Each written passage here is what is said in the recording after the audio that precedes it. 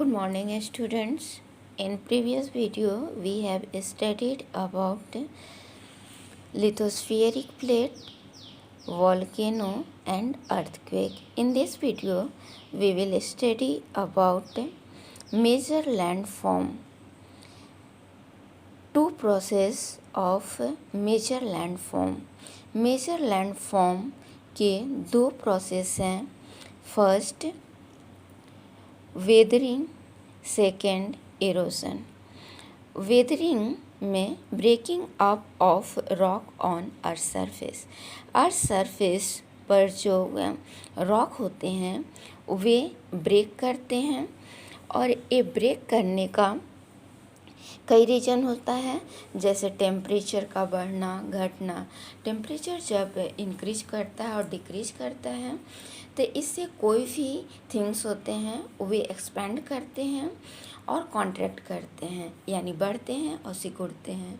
तो इस प्रोसेस के दौरान रॉक में क्रैक आ जाता है, जिससे कि वह जो क्रैक आया हुआ रॉक रहता है वह विंड से या वाटर से टूट जाता है. और वो जब टूट जाता है तो माउंटेन से नीचे आता है, और माउंटेन से जब नीचे आता है तो वो एक दूसरे से बार बार टकराते हैं, जिससे कि वे धीरे धीरे टूटते टूटते वो सैंड का फॉर्म ले लेते हैं और सैंड से भी वो सिल्ट का फॉर्म ले लेते हैं और इस तरह से लैंड फॉर्म करते हैं. सेकेंड है इरोजन. इरोजन में लैंड का जो ऊपरी परत होती है वे वाटर या विंड या आइस के द्वारा विंड के द्वारा उड़ा लिए जाते हैं और वाटर के द्वारा जो ऊपरी लेयर होती है लैंड के उसको वॉश कर लिए जाते हैं, धो दिए जाते हैं, जिससे कि वो जो लैंड है जो फर्टाइल है वो वाटर, हवा, विंड के द्वारा बहा लिए जाते हैं और वह जो लैंड है बियर हो जाता है, नंगा हो जाता है. लेकिन वो जो लैंड है जो वाटर एयर के द्वारा बहा लिया जाता है या उड़ा लिया जाता है वो कहीं ना कहीं जाकर फिर से डिपॉजिट होने लगते हैं. तो इस तरह से एक जगह से लैंड का इरोजन हो रहा है और दूसरे जगह जाकर वो डिपॉजिट हो रहा है. तो जहाँ पर कटाव हो रहा है उसी को हम लोग इरोजन कहते हैं. Work of a river. River का वर्क. रिवर जब माउंटेन एरियाज में रहती है तो जहाँ पे हार्ड रॉक होता है वहाँ से नीचे फॉल करती है, और जहाँ फॉल करती है वहाँ पे जो सॉफ्ट रॉक होते हैं उसको कटाव करती है. और जब रिवर हार्ड रॉक के ऊपर से वैली में फॉल करती है तो इस तरह से वहाँ पर वाटरफॉल क्रिएट होता है. Reverse tumbles at a steep angle over very hard rocks or down a steep valley side. तो इस तरह से वाटरफॉल बनता है. ये देखिए वाटरफॉल किस तरह से ऊंचाई से नीचे वैली, ये जो नीचे का पोर्शन होता है उसको वैली कहा जाता है, ऊपर से नीचे वैली की ओर फॉल करती है. ये जो है ये हार्ड रॉक है और उसके नीचे ये सब सॉफ्ट रॉक है जो वाटर के द्वारा बहुत आसानी से कट जाते हैं, इरोजन हो जाता है. Highest waterfall. Highest waterfall angel है जो वेनेजुएला में है और यह वेनेजुएला साउथ अमेरिका में स्थित है. निगरा फॉल जो कनाडा और यूएसए के बॉर्डर पर है और यह कनाडा और यूएसए का बॉर्डर नॉर्थ अमेरिका में है. ये निगरा फॉल है जो अभी हम लोगों ने देखा कि कनाडा और यूएसए के बॉर्डर पर यह स्थित है और ये कनाडा और यूएसए का बॉर्डर नॉर्थ अमेरिका में है. विक्टोरिया फॉल्स, जो जाम्बिया और जिम्बाब्वे के बॉर्डर पर है, और यह जाम्बिया और जिम्बाब्वे का बॉर्डर अफ्रीका में है। अब हम लोग वाटरफॉल समझ गए हैं, आगे समझेंगे मेंडर्स। जब रिवर्स माउंटेन एरियाज में होती हैं तो वो काफ़ी स्पीड में फ़्लो करती हैं, क्योंकि उस साइड ढाल होता है, स्टीप होता है। लेकिन जब ये रिवर्स प्लेन एरियाज में एंटर करती हैं तो यहाँ पर वे ट्विस्ट होती हैं और टर्न्स करती हैं, जिससे कि बहुत बड़ा बड़ा बेंड हो जाता है। इसको हम लोग डायग्राम के द्वारा समझेंगे कि ट्विस्ट और टर्न्स का मतलब क्या है। ये देखिए, जब रिवर प्लेन एरियाज में आती है, ट्विस्ट और टर्न्स इस तरह से यहाँ पे आती हैं और यहाँ पे टर्न हो जाती हैं, यानी घूम जाती हैं। और प्लेन एरियाज में ऐसा ही शेप बनाती हैं, और ये जो शेप बना हुआ है, इस शेप को हम लोग मिंडर्स कहते हैं। यानी कि रिवर्स जो है इस तरह से जो बार बार घूम रही हैं, अपना डायरेक्शन चेंज कर रही हैं, इसी को हम लोग मिंडर्स कहते हैं। अब आगे देखिए, जब ये रिवर्स इस तरह से फ्लो कर रही हैं तो ये रिवर फ्लो करते हुए इस तरह से ना आकर, यहाँ पर ना आकर, ये यहीं से मुड़ जाती हैं। और यह होता है, जैसे वाटर का फ्लो जो है काफ़ी तेज़ है, तो जब वाटर का फ्लो तेज होता है तो ये काफ़ी मुड़ कर यहाँ न जाकर वो आसान समझती है, सीधे इधर पार कर जाती हैं।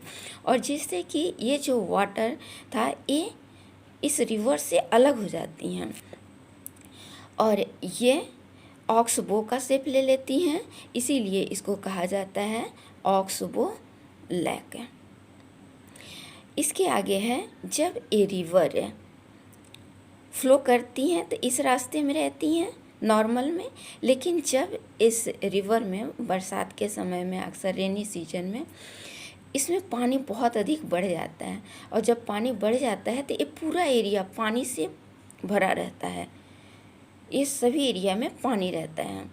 लेकिन जैसे जैसे पानी कम होने लगता है, रिवर्स अपने रास्ते तक यहाँ तक आ जाती है, सिमट जाती है, और इधर जो लैंड है यहाँ पे पानी नहीं रहता है, यहाँ पर फर्टाइल लैंड हो जाता है। यानी कि रिवर्स अपने साथ जो सेडिमेंट्स लाती है उसको इस साइड में फैला देती है, और यहाँ रिवर फ्लो कर रही है और ये जो लैंड है रिवर से थोड़ा हाइट में हो जाता है, और इस लैंड को हम लोग लिव्स कहते हैं। इस एरिया को हम लोग फ्लड प्लेन भी कहते हैं, क्योंकि यहाँ पे फ्लड यानी बाढ़ द्वारा लाई गई सेडिमेंट से ये लैंड बना होता है, काफ़ी फर्टाइल होता है, और इस एरिया को लिव्स कहते हैं। जल्दी से हम लोग समझ लेते हैं कि इनको हम लोग सटीक रूप से कैसे लिखेंगे। Oxbow lake, meanders loop cut off from the river, river से जो मिंडर्स होता है वो कट जाता है तो वो ऑक्सबो लेक बनाता है। Leaves sediments to formation of a flat fertile flood plain, sediments जो रिवर्स अपने साथ लाती है और रिवर्स के बैंक पर उसे स्कैटर्ड कर देती हैं और फ्लड प्लेन बनाती हैं, जिसको कि हम लोग लिव्स कहते हैं। स्टूडेंट्स, जब रिवर्स प्लेन एरियाज में आती हैं तो काफ़ी ट्विस्ट और टर्न्स होती हैं, जिससे मिंडर्स बनाता है, और जब वो रिवर से कट आउट हो जाती हैं तो ऑक्सबो बनाता है, और जब फ्लड आता है रिवर्स में और काफ़ी फैल जाता है तो जो फैला हुआ लैंड होता है जहाँ पर कि सेडिमेंट्स फॉर्मेशन करते हैं, उस एरिया को हम लोग लिव्स कहते हैं। और जब ये रिवर्स ओशियन में मिलने वाली होती है तो वहाँ पर सेडिमेंट्स जो रिवर्स के द्वारा लाए जाते हैं वे इस तरह से डिपॉजिट हो जाते हैं यहाँ पे, जिससे कि रिवर्स अपना कई ब्रांचेज बना लेती है। एक ही रिवर्स कई ब्रांचेज बना लेती हैं, यानी कई रिवर्स बन जाते हैं।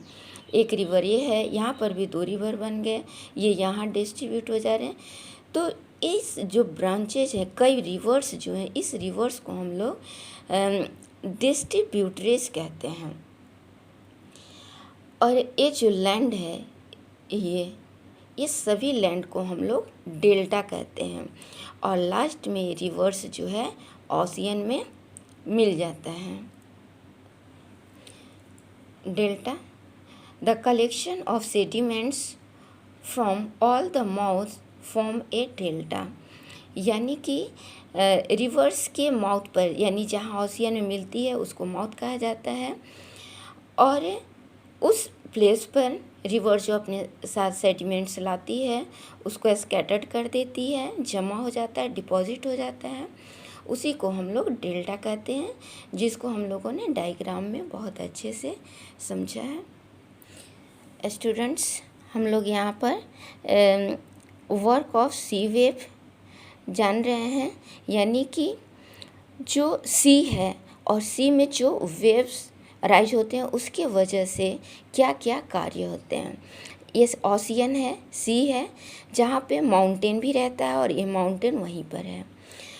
जब ओशियन का वेव माउंटेन से बार बार टच होती हैं तो इस तरह से वहाँ का जो एरिया होता है, माउंटेन का एरिया, वो इरोड होने लगती है, इरोजन होने लगता है, कटाव होने लगता है, जिससे कि केव का शेप बनाने लगते हैं।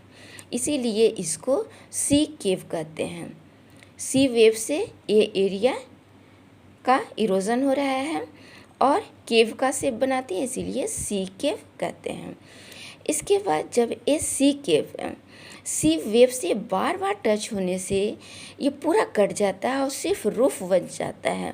ये देखिए अपोजिट साइड का सिर्फ वाटर दिख रहा है, यानी कि यहाँ पे सिर्फ रूफ बच गया है। और इस तरह से जो आकार बनाती है उसको सी आर्च कहा जाता है। और सी वेव के बार बार टच होने से यहाँ इरोजन बार बार होता है, जिससे कि ये जो शेप है ऐसा आकार में बन जाता है, यानी ये पूरा एरिया कट जाता है और केवल वाल बच जाता है इस तरह से। और जब ये वाल बच जाता है तो इसको हम लोग स्टैक कहते हैं। सी वेव के बार बार टच करने से ये वाल भी कट जाता है और छोटा एरिया, स्टिप टाइप का नुकीला एरिया बच जाता है इस तरह से पानी के ऊपर, तो इसको हम लोग सी क्लिफ कहते हैं। हम लोगों ने डायग्राम में देखा सी केव। अब उसको डिफाइन कैसे करेंगे। Hollow like cave are formed on the rocks. Sea arch cavity become bigger and bigger, only the roof of the cave remains.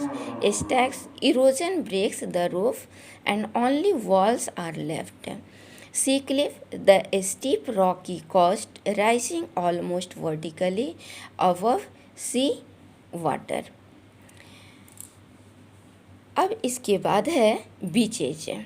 Beaches क्या है, तो जो सी वेव है, जो माउंटेन का इरोजन हो रहा है, कटाव हो रहा है, तो उससे क्या होता है, सेडिमेंट्स बनते हैं। और ये सेडिमेंट्स ओशियन के शोर पर यानी किनारे पर जाकर डिपॉजिट होने लगते हैं, जिसको कि आप समझ सकते हो सैंड से। रिवर्स या ओशियन के बैंक पे सैंड होता है, उसी को हम लोग बीचेज कहते हैं। वो कैसे फॉर्म कर रहा है, सी वेव के द्वारा जो माउंटेन में इरोजन होता है, जो सेडिमेंट्स बनता है, उसको सी वेव के द्वारा शोर पर डिपॉजिट कर दिया जाता है। वर्क ऑफ आइस, यहाँ पे हम लोग आइस क्या कार्य करती है उसको जानेंगे। रिवर ऑफ आइस, जो नदी आइस का होता है उसको हम लोग ग्लेशियर कहते हैं। जब एक ग्लेशियर माउंटेन एरियाज़ में होते हैं तो माउंटेन के द्वारा, रॉक के द्वारा या हार्ड सॉइल के द्वारा उस एरिया में बिलो में बॉटम पर जब फॉल करती हैं तो वहाँ पे कर्व्ड शेप का स्ट्रक्चर बना देती हैं और उस कर्व्ड एरियाज़ में आइस डिपॉजिट रहता है। और जब ये मेल्ट करने लगता है, पिघलने लगता है गर्मी से, तो उस एरिया में लैक फॉर्म हो जाता है। अब जिस तरह से हम लोगों ने देखा ओशियन में कि किस तरह से वाटर वेव माउंटेन का इरोजन करती है, ठीक वैसे ही यहाँ पर भी ओशियन में ग्लेशियर में भी जो रॉक्स हैं बिग स्मॉल, यहाँ पर इरोजन होता है, सेडिमेंट्स बनते हैं और ये sediments rocks small and big और सैंड्स एक किसी प्लेस पर जाकर डिपॉजिट होने लगते हैं, तो इसको हम लोग ग्लेशियर मोरेन कहते हैं। ये देखिए इन एरियाज में ये किस तरह से दिखाया गया है। हम लोगों ने डायग्राम में देखा आइस ऑफ रिवर को ग्लेशियर कहते हैं। लैक का फॉर्मेशन कैसे होता है हम लोगों ने वहाँ पे देखा और उसको किस तरह से लिख सकते हैं। Bulldozing soil and stone, solid rock below, curved out deep hollow water. Bulldozing soil और स्टोन, ये जब बहुत बड़े बड़े सॉइल, हार्ड सॉइल और स्टोन जब बिलो में यानी बॉटम में फॉल करते हैं तो वहाँ क्या होता है, सॉलिड रॉक होता है और उस सॉलिड रॉक जो है कर्व्ड आउट डीप हॉलो, यानी कि वहाँ पे बड़ा सा कर्व्ड शेप का बहुत बड़ा हॉलो बना देता है।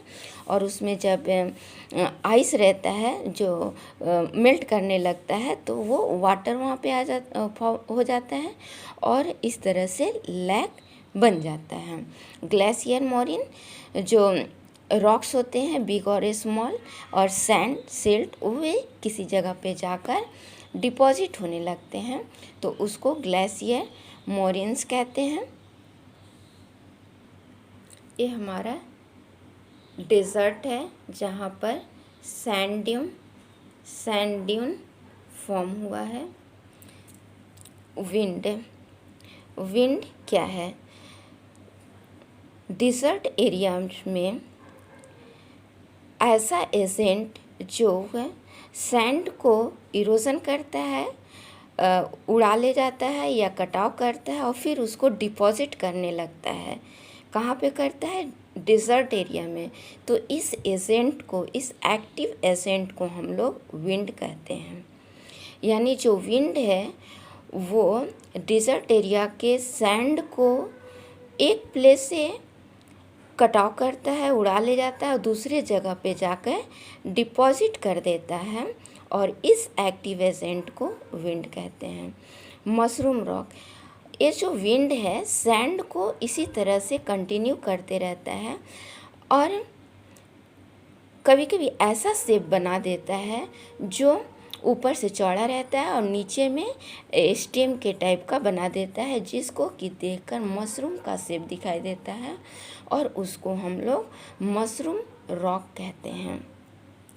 सैंड ड्यून, सैंड जो है विंड के द्वारा किसी प्लेस पर जाकर फॉल हो जाता है और वहाँ डिपॉजिट होने लगता है और एक छोटा हिल के जैसा स्ट्रक्चर बना देता है, लॉ हिल लाइक स्ट्रक्चर फॉर्म कर देता है, जिसको कि हम लोग सैंड ड्यून कहते हैं। लोएसेस, विंड जो है सैंड को काफ़ी लॉन्ग डिस्टेंस में उड़ा ले जाती है और बहुत बड़े एरिया में उसको डिपॉजिट कर देती है, तो उसको लोएसेस कहते हैं। और सबसे लार्जेस्ट लोएसेस चाइना में है।